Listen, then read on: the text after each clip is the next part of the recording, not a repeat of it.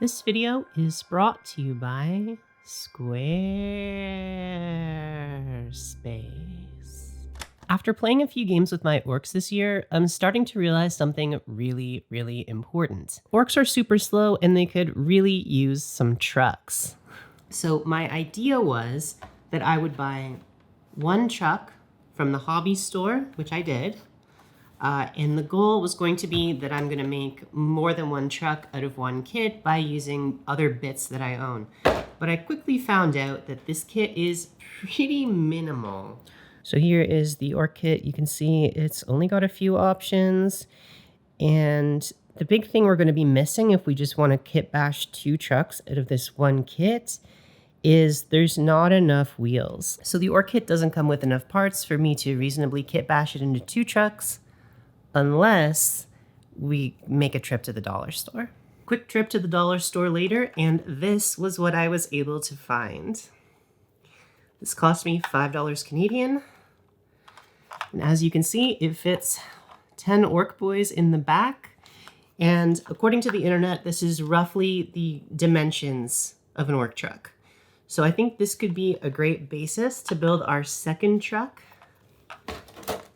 in combination with the original kit, but also this truck came with an orc lift. So without further ado, let's get started and see what we can kit bash out of the official orc kit and the unofficial one.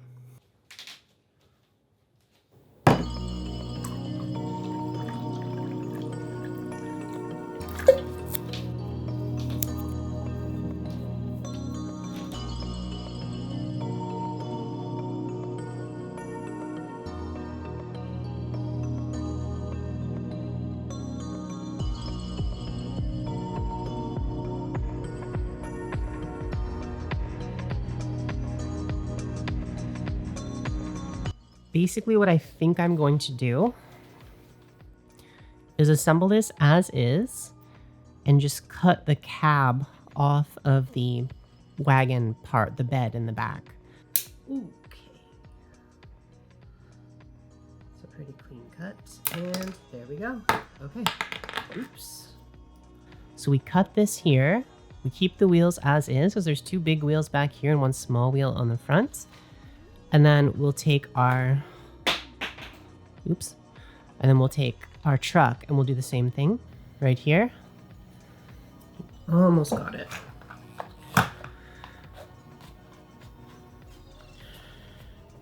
you're doing this at home, make sure to be really careful because the blade could easily go flying in my face if I'm not careful.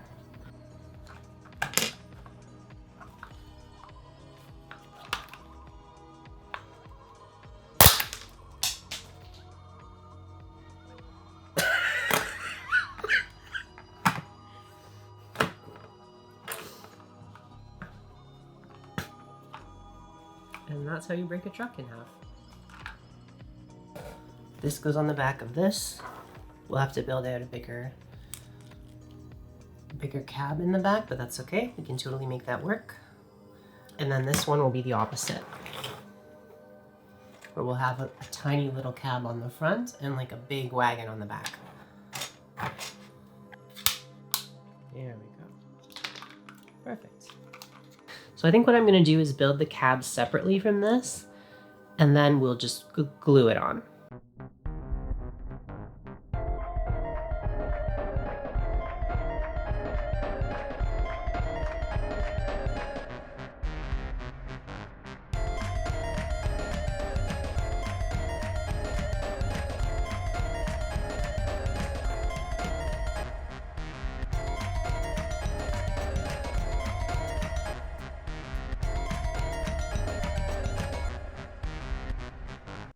Welcome back to day 2 of our orc construction project. We're doing pretty good. I feel like I definitely know the direction I'm going right now. So this one is actually looking pretty good. I think we're almost ready for detailing here. We just need to glue the cab into here. But this one is a little bit more complicated.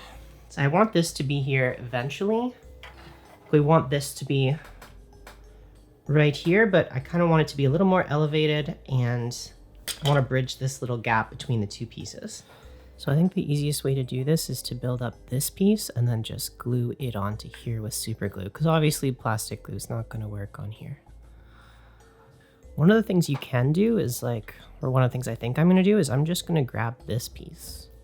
I think we often underutilize a lot of the existing structures that we get as part of sprues. There's a lot of really good framing pieces on here that you can just use. And they have right angles and everything. And we've got this little piece. Let's see, will this fit? Yeah, that's what we want. Oh, that's actually really good. And we just put this here with super glue. I might actually leave a few of the nubs on just because it might look kind of cool and orky, but for the most part, I'm going to try and get this pretty clean looking. Which side do we want? We could do this and have the big wheel. Yeah, I think the big wheels go in the back. So what we'll do is we'll glue this down to here. I might use the sprue glue instead of the regular glue for this because it'll fill in some of the gaps for us. Sprue glue also dries faster than this stuff, or I guess Tamiya dries faster, but Tamiya just happens to be the brand that I built my sprue glue out of. So just add a little bit to start. Fasten it down. Make sure it's centered. I'm just gonna lay it on thick back here. This is one of the nice things about sprue glue is you can use it as a filler as well as just a glue. But yeah, we want to hold this back here until it kind of dries. We could put this here as a sort of bonding piece. Oh, wow, that worked. Something for the sprue glue to stick to. We'll let that dry. Once it's dry, we can glue it to the cab.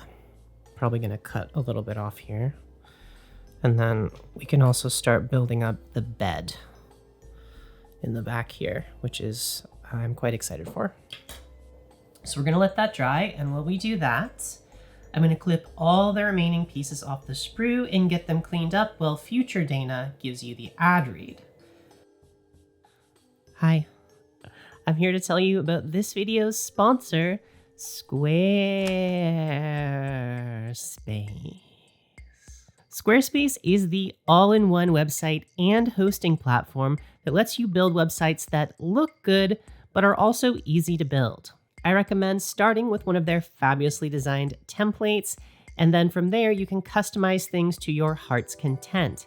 Everything is built with no coding required, so it's all drag and drop, moving things around with your mouse, selecting things from menus. It's super easy to use. So whether you want to start a blog, an online store, a gallery of your painted models, or all of the above, as I have done, it's really easy to get it up and running and really easy to maintain. They also have all of the SEO and analytics tools you could ever want built right in if you're into that sort of thing, as well as a ton of other features, and they're continually adding new and better stuff all the time.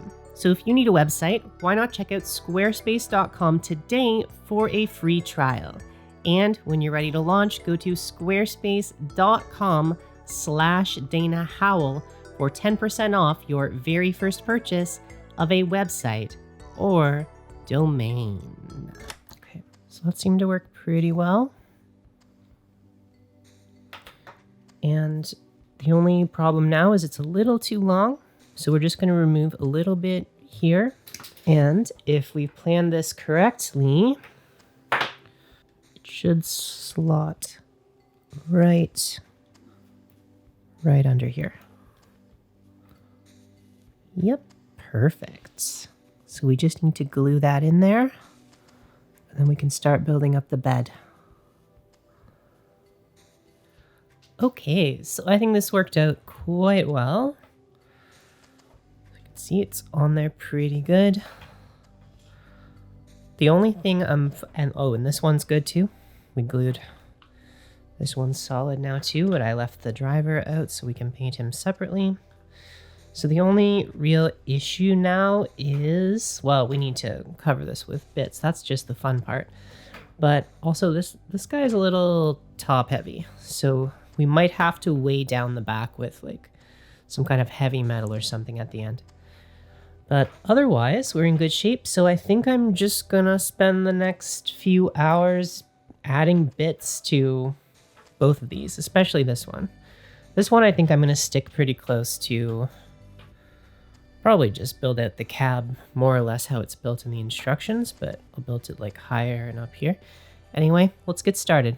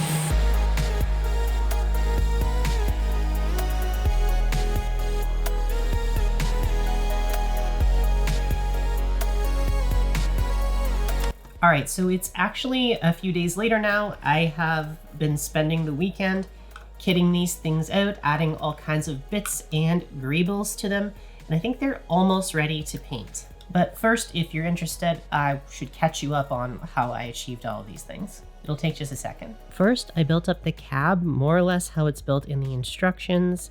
I varied it up a little bit, but it's the same basic idea. And once the basic assembly was done, I started taking any remaining bits and gluing them onto the trucks. Once I started running out of pieces from the truck kit, I started just adding on pieces of plastic that were cut off from the toy trucks. I used a lot of these to bridge the gap in the middle of the big flat truck bed.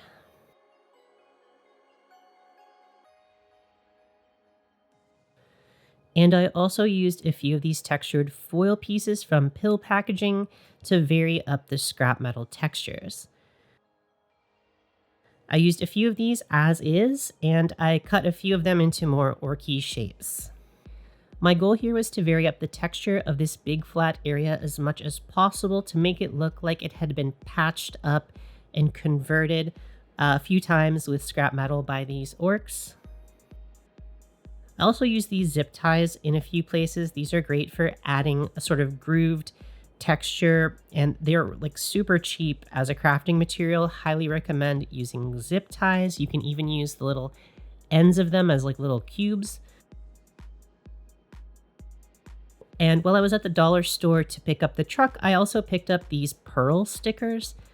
These are great. I use these to add larger rivets to the truck, and they are super cheap at the dollar store. It's like $2 for like 1,000,000 of them, and they really help break up some of the flat areas. I also used some floral wire, also from the dollar store, to create some wires in the back of the truck.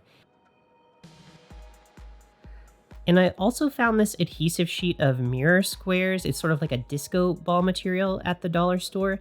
And I used a little bit of this on the trucks, but I eventually switched over to my standard tile type polystyrene sheets instead, as the mirror squares, when I broke them apart, they kept leaving these tiny shards of glass on my workspace, and that was just a pain to keep track of and clean up after using them. I used the polystyrene sheets to cut a ton of orky triangles and teeth shapes to glue onto the trucks as well. This is sort of a common motif you see on a lot of orc vehicles, so I spent a ton of time cutting a bunch of these triangles, paring them down into more rough-looking shapes, and gluing them onto the truck, as well as a few more abstract shapes in addition to these teeth shapes. I also use these really, really tiny glass beads. Again, also just from the dollar store. Everything I use here is pretty cheap materials aside from the polystyrene. And I glue these on to look like rivets, to look like the metal has been riveted to the truck. It's kind of hard to see these tiny beads in a lot of the wide shots, but I think once we've put the primer on here, they're hopefully really going to show up. So with all of that done, I think these trucks are just about ready to start painting, but we are missing 2 steps, which I'm going to do quickly first. The first one is that I want to take my Dremel and add some bullet holes, some scratches, just a little bit of battle damage before we paint these things up. And also for this truck, we're going to need a driver and a gunner. So I'm going to take some orcs that I already have and try and build something to fit in the cab. After that, we can start painting. This is also, I've been avoiding using my bits box because I want to show that it is possible to make 2 trucks out of 1 kit, but I guess now that I've shown that, I think I'm going to add a few of my bits from my existing orc collection. I have these little jerry cans. I think I'll add one of those to each of the truck in the back. And for the pilot, I've got a few ideas. We could just make a driver out of a regular orc, cut his arms off and like give him a little thing to ride in, but I think I have a better idea. As I bought this orc airplane kit a long time ago, and I never used the pilot because I built it into like a weird mech thing. So I think we can just literally use the pilot from the airplane kit that I never used. So I'm gonna quickly slap this guy together. There's also a lot of really good pilot heads on the airplane kit, so I think that's probably the driver's head. One of these is really good. So yeah, so I'm just gonna slap that together really quickly, and hopefully by then my Dremel will be charged up and we're ready to add some battle damage. There's so many good bits on here, but again, I don't want to use too many bits from the airplane kit because then the video will be called How to Make 2 Trucks out of 1 truck kit and 1 airplane kit. But I think taking just the pilot is fair, as you could easily make a pilot from a basic orc. I just figure might as well use it if we have it. If how hunched over he is, it reminds me of me when I'm doing hobby stuff. For the gunner, I think I'm just going to use an existing gunner. So I have a fair amount of orcs in here.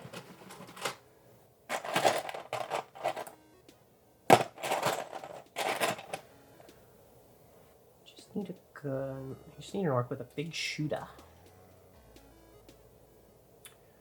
I'm noticing while I'm over here, I also have this big chain piece. This is from the Mangler Squig kit, and I think I'm going to use this to make a second wrecking ball, in combination with this little goblin riding this fungal ball. This is from the Blood Bowl kit, the Snotling Blood Bowl kit.